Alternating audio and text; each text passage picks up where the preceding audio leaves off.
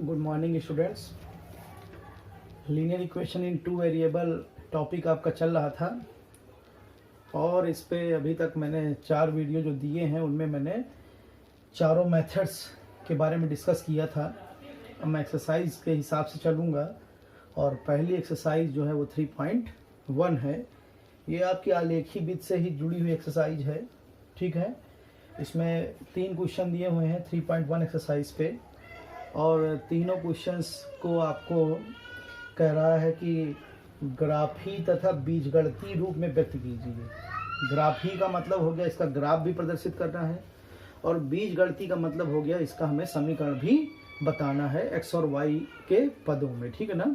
कि एक्स और वाई हम यहाँ पर जो भी वेरिएबल्स या जो भी चीज़ें अननोन होंगी उनको ले लेंगे और लेने के बाद उनको हम निकालेंगे, ठीक है। अब वो एक्स वाई की वैल्यू के टर्म भी ले सकते हो आप, पी और क्यू के टर्म भी ले सकते हो, ये आपकी इच्छा पे डिपेंड करता है, ठीक। तो जैसे पहला क्वेश्चन है आपका कि आफ्ताब अपनी पुत्री से कहता है 7 वर्ष पूर्व मैं तुमसे 7 गुनी आयु का था। Aftab tales his daughter 7 years ago I was 7 times as old as you, ठीक है ना। मतलब आफ्ताब अपनी बेटी से कह रहा है कि 7 साल पहले, ठीक है। अगर आपकी वर्तमान उम्र मान लीजिए 14 साल है तो सीधी सी बात है 7 साल पहले यानी 7 माइनस करें तो आप 7 साल के बचे, है ना। तो जब पहले वाला वर्ड आता है तो वहां पर आपको क्या करना होगा, उतना माइनस करना होगा, ठीक। अब आफ्ताब कह रहा है 7 वर्ष पूर्व या पहले मैं तुमसे 7 गुनी आयु का था, ठीक है। और 3 वर्ष बाद मैं तुमसे केवल 3 गुनी आयु का रह जाऊंगा। 3 वर्ष बाद रह जाऊंगा इन फ्यूचर, तो सीधी सी बात 3 साल बाद की बात कर रहा है, नहीं 3 आपको ऐड करना होगा, ठीक है। तो यहाँ पर आपको मान लिया मैंने कि आफ्ताब की वर्तमान उम्र x वर्ष था, उसकी पुत्री की वर्तमान उम्र y वर्ष है अगर, ठीक है ना।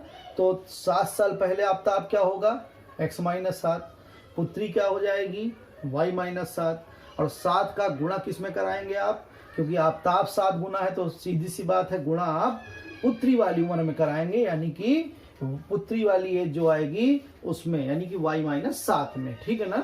और दूसरा समीकरण जब बना रहे होगे तो कह रहा है 3 वर्ष बाद, तो आफ्ताब की अभी उम्र x है तो 3 साल बाद कितनी हो जाएगी x प्लस 3, पुत्री की y है तो 3 साल बाद उसकी y प्लस 3 हो जाएगी, और आफ्ताब अब 3 गुना हो गया है तो इसका मतलब क्या हुआ कि अब हमें 3 का गुणा पुत्री वाली उम्र में करना होगा, ठीक है।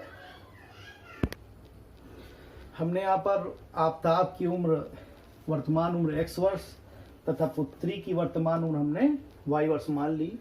अब यहाँ पे कह रहा कि 7 वर्ष पूर्व, यानी आफ्ताब 7 वर्ष क्या हो जाएगा x माइनस 7 का हो जाएगा, जबकि पुत्री जो होगी वो y माइनस 7 की हो जाएगी, और आफ्ताब 7 गुना हो गया, ठीक है ना। 7 गुना होने के कारण हम आफ्ताब की उम्र में नहीं बल्कि पुत्री की उम्र में 7 का गुणा कराएंगे, क्योंकि आफ्ताब 7 गुना हुआ है तो 7 का गुणा करा दिया हमने। अब इसको चाहो तो आप थोड़ा सा सॉल्व कर लीजिए, ठीक है, स्टैंड फॉर्म बना लीजिए। तो x माइनस 7 बराबर 7y माइनस 49, ठीक है। इसको इधर ले आइए तो x माइनस 7y हो गया और 49 इधर आ जाएगा तो 49 7 में जुड़ेगा तो हो जाएगा 42 बराबर 0, ठीक। अब गति शर्त पे आते हो, जब तो 3 साल बाद की बात कर रहा है, यानी कि आफ्ताब 3 साल बाद आफ्ताब की उम्र उसकी पुत्री की उम्र की 3 गुनी हो जाती है। तो आफ्ताब में 3 जोड़ दिए तो आफ्ताब की 3 वर्ष बाद की उम्र आ जाएगी, जबकि पुत्री में भी 3 जोड़ दीजिए तो पुत्री की 3 वर्ष बाद की उम्र आ गई। और अब आफ्ताब 3 गुना है तो पुत्री वाली उम्र में आपने 3 का गुणा करा दिया। तो ये समीकरण जो आया इस बार x plus 3 is equal to 3y plus 9, या इसको इधर ले आओगे तो x माइनस 3y और माइनस 6 बराबर 0। ये आपका पहला समीकरण हो गया, आपका दूसरा समीकरण हो गया। ये दोनों समीकरण आपके हो गए अब बीजगणितीय रूप के हो गए। अब इनका ग्राफी रूप प्रदर्शित करना है। तो अभी मैंने जब ग्राफी मेथड की बात की थी तो मैंने बताया था कि आप x का मान y के पदों में या y का मान x के पदों में निकाल लेते हैं और फिर इसके बाद उसके अकॉर्डिंग यहाँ पर कार्तीय तल में ग्राफ ड्रा करते हैं और जो रेखाएं आती हैं वो आपकी दोनों समीकरणों को प्रदर्शित कर देती हैं, ठीक है ना। तो अब मान लीजिए फिर से आएंगे, समीकरण 1 ले लेंगे, ठीक है। समीकरण 1 से जब आए आप तो ध्यान दीजिए आपने क्या किया कि यहाँ से x का मान निकाल लीजिए y के पदों में, ठीक है ना। तो यहाँ पे क्या हो जाएगा, x बराबर हो जाएगा 7y माइनस 42। अब इसमें आप y का मान डालते जाइए, x का मान निकालते जाइए, ठीक है। तो ये आपके 3 मान होने चाहिए। मैंने पहले भी आपसे कहा x y x y, ठीक है।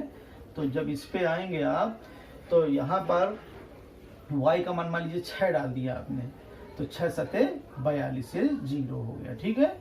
y का मान मान लीजिए आपने 7 डाल दिया, तो 7 सते 49, 49 बाई लीजिएगा तो 7 हो जाएगा। y का मान मान लीजिए 5 डाल दीजिए आप, तो 7 पाना 35 42 जाएगा तो आ जाएगा माइनस का 7 हो जाएगा, ठीक है ना। तो ये आपके 3 मान निकल आए, 0,6, 7,7 और माइनस 7,5। इसी प्रकार जब ये मान निकल आएंगे, है ना, तो अब आप ले लेंगे कि समीकरण 2 से। जब समीकरण 2 से आओगे आप तो अब यहाँ पर फिर से दूसरे समीकरण को इसी प्रकार हल करेंगे और यहाँ से जब दूसरे समीकरण को लेंगे तो दूसरा समीकरण आपका ये लिखा था कि x माइनस 3y माइनस 6 बराबर 0, ठीक है ना। तो यहाँ पे भी हमने x का मान निकाल लिया, y के पदों पे हो गया तो 6 प्लस 3y आ गया आपका। फिर यहाँ पे y का मान डालते जाइए, x का मान निकालते जाइए, ठीक है। तो जब आप यहाँ पे आ रहे हैं x y x y, यहाँ ये जरूरी नहीं कि हम x का मान y के पदों में निकालें और y का मान x के पदों में निकालें। जिसमें आपको सुविधा हो रही, जिस मान को डालने से दूसरा मान आसानी से प्राप्त हो जाए उसके पदों में निकाल लीजिए। तो मान लीजिए y का मान हम यहाँ पे 2 डाल, माइनस का 2 डाल दें तो 3 दूनी 6, 3 दूनी 6, ये कट जाएगा तो यहाँ 0 हो जाएगा। x का मान y का मान माइनस 1 डाल दीजिए, 3 एक 3, तो 6 में से 3 चला जाएगा, 3 बच जाएगा, ठीक है। x का मान लीजिए हमने y का मान यहाँ 0 ले लिया तो ये कितना हो गया, 6 हो गया, यानी 0 का मान माइनस का 2, 3 का मान माइनस 1 और 6 का मान 0। ये आपके मान आ गए। जब ये मान आ गए तो अब इन मानों को आपको कार्तीय तल में निरूपित कर देना है और दोनों समीकरण आ जाएंगे, है ना। इसके लिए हम थोड़ा सा इरेज करना चाहेंगे, ये आपके मान निकल चुके थे, है ना। तो अब इनकी प्लॉटिंग कर दीजिए। प्लॉटिंग करने के बाद आपका जो ग्राफी निरूपण होगा वो भी आ जाएगा, ठीक है। तो ग्राफ के लिए अगर आते हैं इस तरीके से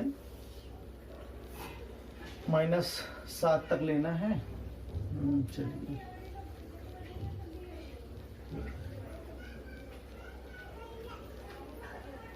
0 0 1 2 3 4 5 6 7 1 2 3 4 5 6 7 1 2 3 4 5 6 7, ठीक है। 1 1 2 3 4, इसको भी रेज कर देते हैं थोड़ा सा, ठीक है। 5 तक ये कर लिए। अब x का मान 0, y का मान 6, ये नेमी लिख दीजिए 1 2 3 4 5 6 7, -1 -2 -3 माइनस का 4 माइनस का 5 -1 -2 -3 -4 -5 -6 1 2 3 4 5 6 7, ठीक है। अब यहाँ पर देखिए x का मान 0, y का मान 6, तो 0 का मान 6 ये आ गया आपका। फिर x का मान 7 तो y का मान 7, 7 7 आपका ये आ गया यहाँ पे, ठीक है ना। x का भी 7, y का भी थोड़ा सा नीचे कर लीजिए, ठीक। फिर x का मान माइनस का 7 है तो y का मान आपका 5 आ रहा है, तो x का मान -7 ये हो गया और y का मान 5 यहाँ कहीं इस तरीके से ये आ गया। तो इनको लेके आप देखिए एक सरल रेखा 3 बिंदुओं को मिलाकर आप प्रदर्शित कर देंगे। थोड़ा सा कम सही जा रहा है ना, ये आएगा इस तरीके से ले जाएगी, लगे कि हाँ तीनों बिंदु एक ही रेखा में है ये, ठीक है। तो ये आपका पहला समीकरण हो गया। समीकरण आपका जो आया था उसका यहाँ पर नेमी लिख दीजिए। अब चूंकि मेरे पास है नहीं, लेकिन ये फर्स्ट इक्वेशन हो जाएगी। इक्वेशन फर्स्ट यहाँ पर रिप्रेजेंट कर चुके हैं आप। ठीक है। अब दूसरे की बात करते हैं, तो यहाँ पर x में 0, y का मान -2 है, तो ये आ गया 0, -2, x में 3, y में -1, तो x में 3 है और y में -1 है, तो 3 -1 आपका ये आ गया यहाँ पे, है ना, 3, -1। फिर x में 6 है तो y का मान 0, तो ये आ गया 6, 0।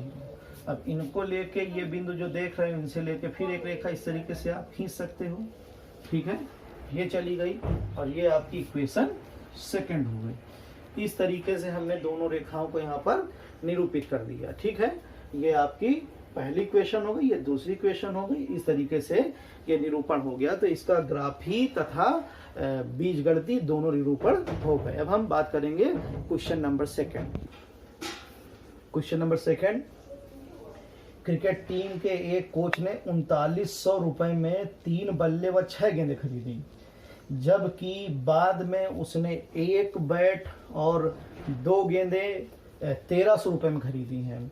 तो कह रहा है इस स्थिति को बीजगणितीय एवं ज्यामितीय रूप में निरूपित कीजिए, है ना। ये भी वही चीज हो गई कि मान लिया यहाँ पे बल्ला और गेंद की बात कर रहा है, तो हमने एक बल्ले की कीमत x रुपए ले ली और एक बल्ले की कीमत x रुपए तथा एक गेंद कीमत y रुपए ले ली। तो चूंकि क्रिकेट कोच ने जो है 3 बल्ले और 6 गेंदें खरीदी हैं, तो 3x + 6y = 3900 पहली क्वेश्चन बन जाएगी। और दूसरी बन जाएगी आपकी 1 बल्ला और 2 गेंदें हैं, यानी कि x + 2y = 1300 रुपये। ठीक है ना, ये आपका हो जाएगा इसका बीजगणितीय निरूपण। और जैसे पहले क्वेश्चन किया, x का मान y के पदों में या y का मान x के पदों में निकाल के आप 3 संगत मान निकाल लेंगे, इनका ग्राफ निरूपित करेंगे और ग्राफ निरूपित करने के बाद दोनों ही इक्वेशन आपके बीजगणितीय और ग्राफी दोनों विधियों में निरूपित हो जाएंगे, है ना। तो यहाँ पर हमने अगर एक बल्ले की कीमत x रुपए ले ली, ठीक है, कॉस्ट ऑफ 1 बैट, ठीक है ना। दूसरा है, मान लिया कि माना एक बल्ले की कीमत या बल्ले का मूल्य बराबर x रुपए, रुपी x होता है, रुपया पहले लिखा जाता है, रुपए x, और एक माना एक गेंद का मूल्य बराबर रुपी y। तो जब प्रथम शर्त से आओगे आप, है ना, कि प्रथम शर्त से, तो क्या हो जाएगा कि 3 गेंद बल्ले और 6 गेंदें, तो 3x + 6y = 1300 रुपये, = 3900 सॉरी। और जब द्वितीय शर्त से आओगे आप, ठीक है ना, द्वितीय शर्त से, तो जब इस कंडीशन में आओगे, तो यहाँ पर जो बात हो रही है 1 बैट और 2 गेंदें खरीदी हैं, तो यानी क्या हो जाएगा x + 2y = 1300 रुपये।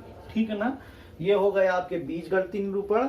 और बीजगणितीय जब निरूपण हो जाएगा, तो इसके बाद जैसे पहले क्वेश्चन किया कि हमने x का मान y के पदों में या y का मान x के पदों में निकाल लिया। निकालने के बाद आप ग्राफ उनका निरूपित करेंगे और ग्राफ निरूपित होने पर आप उनका ग्राफी निरूपण भी कर पाएंगे। ठीक है, तो इस तरीके से ये सवाल नंबर दूसरा होता हुआ। अब सवाल नंबर 3 भी पढ़ लेते हैं हम। 2 केजी सेब, 1 केजी अंगूर का मूल्य 160 रुपया है, और 4 केजी सेब और 2 केजी अंगूर का मूल्य 300 रुपया है। इस स्थिति को बीजगणितीय एवं ज्यामितीय रूप में व्यक्त कीजिए। ठीक है, 2 केजी सेब और अंगूर, तो सेब और अंगूर यहाँ 2 चीजें आ रही हैं, तो हमने क्या किया कि दोनों के मूल्य ले लिए कि माना सेब का 1 किलो सेब का मूल्य x रुपया है तथा 1 किलो अंगूर का मूल्य y रुपया है। ठीक है, तो पहला जो समीकरण बनेगा वो 2 केजी सेब है और 1 केजी अंगूर है, यानी कि 2x + y = 160 रुपये। और जो दूसरा समीकरण बनेगा वो 4x + 2y = 300, है ना। माना लिख लेंगे, तो माना लिखने के बाद पहला समीकरण क्या बनेगा कि 2x + y = 160, और जो दूसरा समीकरण बनेगा 4x + 2y = 300 रुपये। ठीक है ना, ये 2 समीकरण बन जाएंगे और दोनों समीकरणों का आपको ग्राफ निरूपित करना होगा। ग्राफ निरूपण के बाद इसका बीजगणितीय निरूपण ये हो गया, और जब ग्राफ प्रदर्शित कर देंगे तो ग्राफीय निरूपण हो जाएगा। ठीक है ना। इस तरीके से आपकी ये पहली एक्सरसाइज खत्म हो जाएगी। अगर कोई दिक्कत होती तो प्लीज कांटेक्ट करें, और आगे की क्वेश्चन मैं फिर से बताता हूँ। अभी दूसरी एक्सरसाइज स्टार्ट करता हूँ।